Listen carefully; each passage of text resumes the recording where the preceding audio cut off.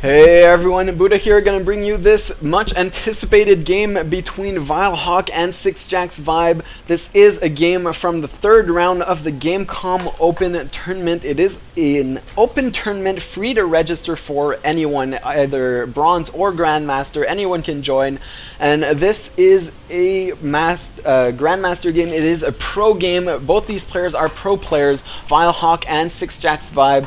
Sixjax, actually a clan or a team led by Artosis himself, the GSL caster, along with Tasteless to form Tastosis.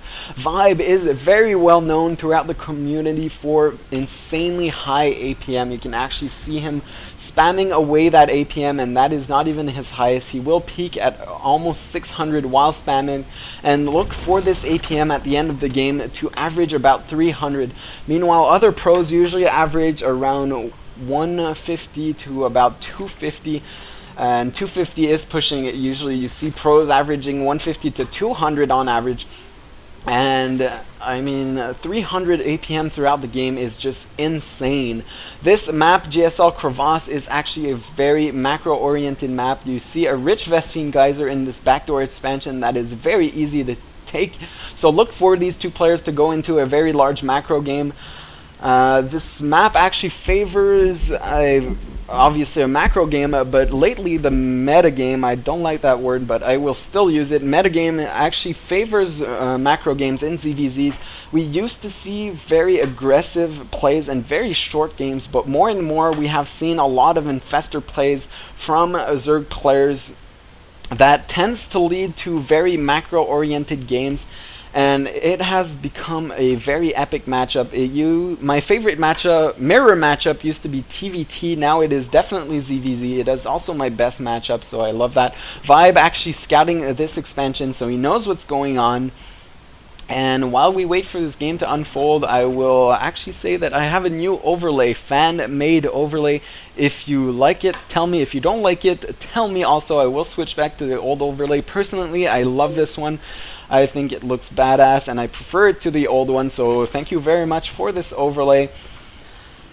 And I am also casting these live on my Justin TV stream, so if you want to get notified when I go live, just follow me on Justin TV. It is justin.tv/BuddhaZerg, so don't hesitate. I also made a Twitter, Facebook, and Google Plus account just because one person asked me to. If you want an invite to Google Plus, send me an email, buddhazerg@gmail.com, and I will send you. Meanwhile, both these players actually went for a very fast expansion here, and both of these players actually scouted it. I don't know if...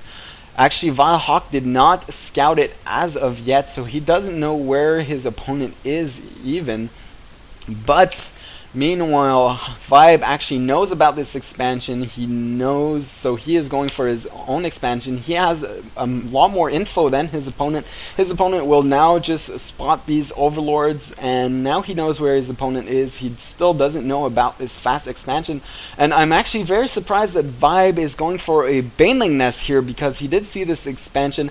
This Baneling Nest will not be used for offensive purposes. I can't imagine that, because he did go for a fast expansion as well as his opponent. So these Banelings are only going to be defensive. And I am very, very surprised that he's getting a Baneling Nest instead of a Roachmorn, because he can't expect any kind of aggression or any... He could expect an all-in, but he could easily scout his opponent before getting it. He is also throwing down a Spinecrawler in front of his base. And that surprises me a lot, because he has a lot more information on his opponent. Meanwhile, vileHawk getting a Roach Warren, and I would have expected the complete opposite from these players. Since vileHawk doesn't have as much information and doesn't know about this expansion, he should be playing it safe with the Baneling Nest for defensive purposes and a Spinecrawler.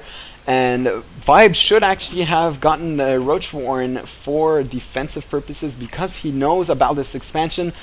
So I have to give the slight advantage to Hawk at this point. You can actually see the supply differential going up, but Vibe is actually a bit ahead on the harvester count. A lot of roaches gonna be produced here by Hawk, and 9 roaches on the way. He will be applying a lot of pressure, and without his own Roach Warren, Vibe might be in trouble here. His APM is still averaging about 300. He will see these roaches move out with this Overlord, well-positioned Overlord. So he does see these 6 initial roaches move out, so he will be expecting this. Look for another Spinecrawler or a lot of roaches to actually start an Evo Chamber going down for vibe. So he is looking for a very, very long game. But now that he actually spots all these roaches coming, I wonder what he's going to do. Hawk is actually following this with 20 lings. This is very wise, but he has to make sure to send these roaches in before the lings, or else these banelings could actually take out the entire ling army in one shot. Another Spinecrawler, a bit late by vibe, and I really feel like he could have anticipated this a bit more. He did see it from the start, and since this is a very long map, he would have had time to actually throw down this Spinecrawler. Spinecrawlers are so good against roaches. They are the equivalent of maybe 3 roaches in an army. These lings now moving in, attacking the Spinecrawler. If he's not careful, these banelings could do huge damage. These roaches moving forward, gonna try and pick off these banelings. These lings almost getting caught off guard. These roaches really have to focus down these banelings so that the lings can do their damage. The lings now coming in, gonna try and focus down the roaches. This queen in danger of going down, that could be huge. It is gonna cost a lot more production. These lings are free to run into the roaches and just pick them off now. No more banelings in the main base for vibe, and during that battle, his APM is actually not as high as you would expect, but this has to be game here. I mean, Hawk is doing so much damage. A lot of roaches and lings gonna pop out, but meanwhile, there is no mining going on at the second base of vibe, and you can actually see that Hawk has pulled so far ahead in harvesters. So Hawk definitely has a huge advantage here, and vibe is able to clean this up, but at what cost? Vibe now has his third base coming up. He can just mass up roaches at this point and do a single big push. A few lings gonna run into this expansion from Hawk and maybe be able to force a cancel, but these roaches will be able to deny it. There he goes. There is the cancel, picking off that building drone. But 4 roaches, 5 more in production, along with 12 lings and missile attack level 1 for Hawk. He is in a commanding lead. 76, 251 supply. I mean, vibe is in a world of hurt right now. He is 11 harvesters behind. He still has a very high APM. But I do believe that Hawk will win game 1. He doesn't decide to push out just yet, because when you are ahead, as Day9 says, just get more and more ahead. He is getting his lair up, and vibe is actually going to be behind on tech as well. He is just now coming back in his harvester count. He needs to produce a lot of army attacking units though, because he knows that a Hawk attack is imminent, especially since he does have that Overlord. He knows about this huge army, and he needs his own army to be able to deal with this. Both these players hacking away at rocks. Vibe to actually give him easy access to his third base. Meanwhile, these 2 third bases are almost done. Hawk is hacking away at these middle rocks just to get another attacking path towards Vibe's base, and this is very wise since Vibe is going to be on the back foot throughout the rest of this game. Hawk has the advantage by opening up a lot more paths, because counterattacks are a lot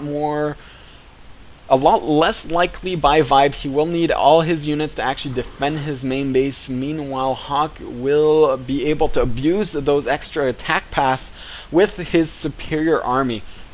And roach speed as well as missile attack level 2 going up, and this is horrible for vibe. Actually, he does not even have his missile attack level 1 completed yet. He is just now getting a third queen at his expansion. You can actually see he will start producing only drones after this next round of roaches, I do believe, because he needs to come back in this game. Producing still a lot of roaches, deciding to move out, but Hawk is going to be well prepared for this. He has Overlord spread across the map, And I think that vibe will actually try and go for a counterattack here, but that is so many roaches by Hawk. You can actually see 134 to 101 supply. There are 32 roaches for Hawk compared to only 24 vibe, and this small pack of roaches could actually deal with this entire army by vibe. And this is not looking good. These banelings gonna try and hit some roaches, but they are already spread out, getting a nice concave, sandwiching Vibe's army here, and Hawk is just gonna clean this up, push into the third base of Vibe, and it will be GG as soon as those roaches reach the other base. And we are gonna go into game 2 here with Vibe down 102 Hawk. I don't think he can recover from this. Actually, it is now 122 to 61 supply. There is no way he recovers from this. There is 50 harvesters to only 35, and there it is, the GG. We are going into game 2 after this, so tune in for that, guys.